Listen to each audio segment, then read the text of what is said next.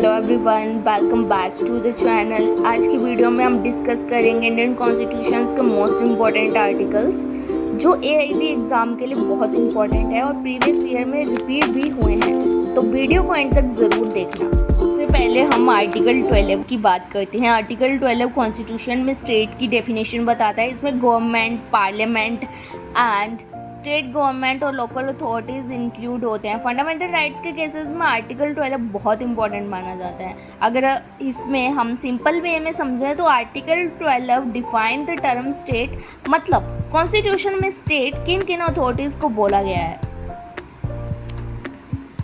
अब बात करते हैं आर्टिकल 13 के। आर्टिकल 13 कहता है कि अगर कोई लॉ फंडामेंटल राइट्स के अगेंस्ट है तो वो वॉइड हो जाएगा, मतलब कॉन्स्टिट्यूशन के अगेंस्ट कोई भी लॉ वैलिड नहीं माना जाएगा। बात करते हैं आर्टिकल 14 की। आर्टिकल 14 इक्वलिटी बिफोर लॉ और इक्वल प्रोटेक्शन लॉ के बारे में बताता है, मतलब सब लोग लॉ के सामने इक्वल हैं और सबके साथ इक्वल ट्रीटमेंट होना चाहिए। अब बात करते हैं आर्टिकल 15 की। आर्टिकल 15 डिस्क्रिमिनेशन को प्रोहिबिट करता है। स्टेट किसी भी सिटीजन के साथ रिलीजन, रेस, कास्ट, सेक्स या प्लेस बर्थ के बेसिस पे डिस्क्रिमिनेशन नहीं कर सकता। अब बात करते हैं आर्टिकल 16 की। आर्टिकल 16 पब्लिक एम्प्लॉयमेंट में इक्वल अपॉर्चुनिटी देता है, मतलब गवर्नमेंट जॉब्स में सबको इक्वल चांस मिलना चाहिए और डिस्क्रिमिनेशन नहीं होना चाहिए। अब बात करते हैं आर्टिकल 19 की। आर्टिकल 19 सिटीजन्स को इम्पॉर्टेंट फ्रीडम देता है, जैसे speech and expression, movement, association और प्रोफेशन की फ्रीडम। ये कॉन्स्टिट्यूशन के बहुत इंपॉर्टेंट आर्टिकल्स माना जाता है। अब आर्टिकल 20 की बात करते हैं। आर्टिकल 20 एक्यूज पर्सन्स को प्रोटेक्शन देता है इन क्रिमिनल केसेस। अब बात करते हैं आर्टिकल 21 की। Article 21 right to life and personal liberty देता है, मतलब किसी भी व्यक्ति को लॉ के प्रोसीजर के बिना उसकी लाइफ एंड लिबर्टी से डिप्राइव नहीं किया जा सकता। ये कॉन्स्टिट्यूशन के सबसे इम्पॉर्टेंट आर्टिकल में से एक माना जाता है। आर्टिकल 21A की बात करते हैं। आर्टिकल 21 ने 6 से 14 साल के बच्चों को फ्री और कंपल्सरी एजुकेशन का राइट देता है। ये राइट टू एजुकेशन से रिलेटेड आर्टिकल है।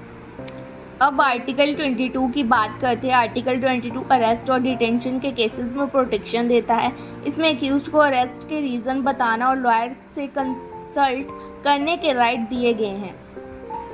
आर्टिकल 23 ये बात करता है। आर्टिकल 23 ह्यूमन ट्रैफिक और फोर्स्ड लेबर को प्रोहिबिट करता है, मतलब किसी भी व्यक्ति से ज़बरदस्ती काम नहीं करवाया जा सकता। अब बात करते हैं आर्टिकल 24 की। आर्टिकल 24 कहता है कि 14 साल से कम उम्र के बच्चों को फैक्ट्रीज में या हजार्डस प्लेसेस में काम पर नहीं लगाया जा सकता। अब हम बात करते हैं आर्टिकल 25 की। आर्टिकल 25 फ्रीडम ऑफ रिलीजन देता है, मतलब हर व्यक्ति को अपना रिलीजन फॉलो, प्रैक्टिस और प्रोपोगेट करने का राइट है। आर्टिकल 26 ये बात करता है gives freedom to manage religious affairs।